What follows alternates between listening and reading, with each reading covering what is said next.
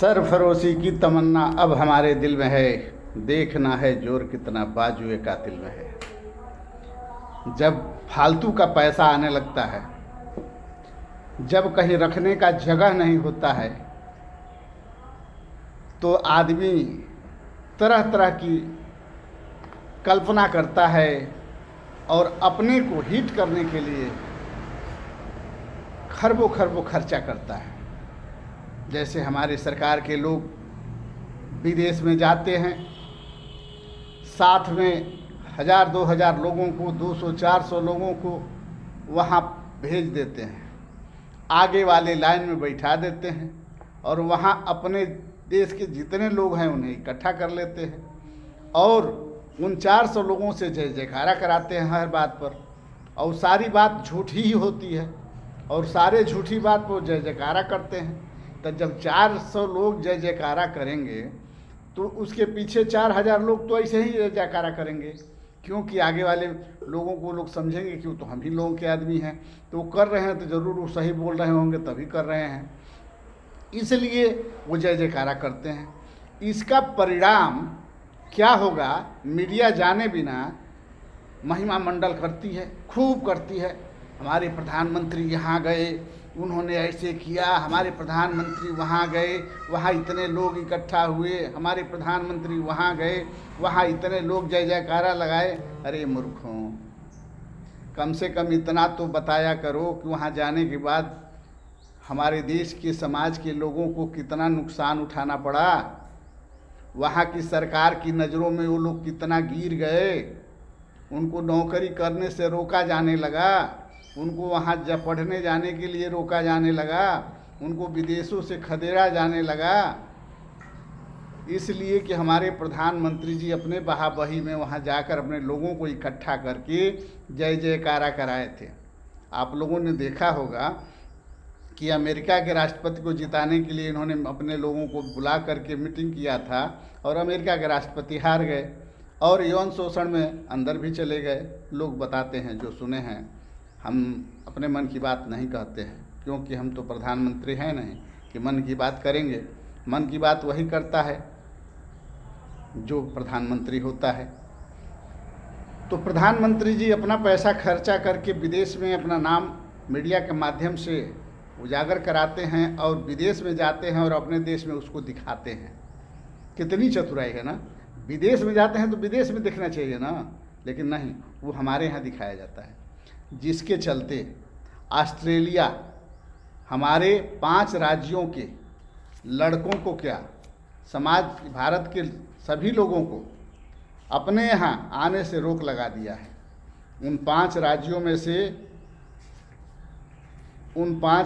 में सबसे पहला है उत्तर प्रदेश, दूसरा है उत्तराखंड, तीसरा है हरियाणा और चौथा है जम्मू कश्मीर और 5वां है पंजाब।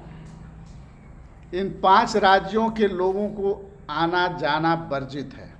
वहाँ न पढ़ने जा सकते हैं, न सर्विस करने जा सकते हैं, न किसी काम से जा सकते हैं। ये प्रधानमंत्री जी की देन है, लेकिन मीडिया इसको नहीं दिखाएगा।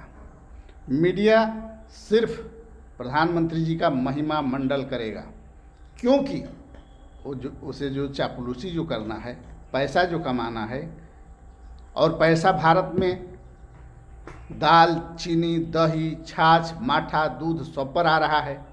तो जब सब पर आ रहा है तो पैसा जाएगा कहाँ? तो इस पैसा को लेने के लिए मीडिया प्रधानमंत्री जी की सरकार की महिमा मंडल करती है और उस महिमा मंडल के बीच में खूब कमाती है, कमा के लाल हो जाती है और बड़े बड़े कल कारखाने खोल लेती है अपने मतलब न्यूज चैनलों के, और अपने को चमकाने के लिए सरकार के साथ सटी रहती है। हमारे देश के लोगों को कितना नुकसान हो रहा है, हमारे देश के लोग कितने महंगाई के बोझ तले दबते जा रहे हैं, हमारे देश के लोग बेरोजगारी से त्रस्त हैं, हमारे समाज के लोग बलात्कार से त्रस्त हैं, हमारे समाज के लोग शिक्षा, चिकित्सा, न्याय बिना त्रस्त हैं, हमारे समाज के लोग कहीं आने जाने के लिए त्रस्त हैं। सारे भाड़े बढ़ा दिए गए, तेल के दाम बढ़ा दिए गए, न तुम अपने गाड़ी से चल सकते हो, न भाड़े से चल सकते हो। पैसा तुम, नोटबंदी फेल हो गई, और नोटबंदी फेल हुआ तो चौराहा नहीं खोजा जा रहा है, चौराहे पर बिठा करके उनको सज़ा देने की बात नहीं चल रही है। पहले नोटबंदी की वाहवाही की गई, उसके तारीफ़ गिनाए गए, अब नोट बदली के तारीफ़ गिनाए जा रहे हैं। ऐसे भक्त मीडिया, ऐसे मूर्ख समाज को कौन समझा सकता है? जो मूर्ख समाज ये समझने के लिए नहीं तैयार है कि जो प्रधानमंत्री कल ये कहा करते थे कि हमें 50 दिन दे दो, अगर नोटबंदी फेल हो जाए तो 20 चौराहे पर खड़ा होकर, किसी भी चौराहे पर खड़ा करके जो भी सज़ा दोगे हमें मंजूर है। इस बात को लोग भूल गए, लेकिन फिर नोटबंदी के तारीफ़ का पुल बांधने वाले अब नोट बदली का तारीफ़ करने लगे कि नोट बदलने से क्या फ़ायदा है। ऐसे मूर्खानंदों से, ऐसे समाज के अंधभक्तों से देश को, समाज को बचाना है। अगर बचाना है तो आप सबको आगे आना होगा।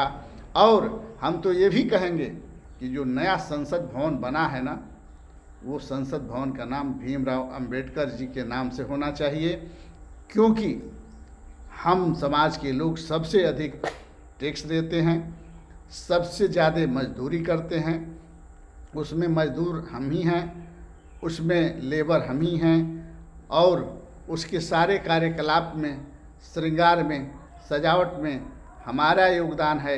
इसलिए हमारे भीमराव अंबेडकर जी के नाम पर ही उस संसद का नाम होना चाहिए। ये सरकार से निवेदन है।